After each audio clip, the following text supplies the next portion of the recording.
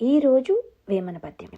వాన రాకడయును ప్రాణంబు పోకడ, కానబడవెంత ఘనునకైన, గానబడిన మీద గలియెట్లు నడుచురా, విశ్వదాభిరామ వినురవేమ.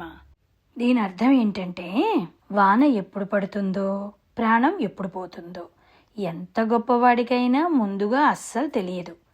అన్నీ ముందుగానే తెలిసిపోయే స్థితి మనుషులకు అసలు సాధ్యమే కాదు.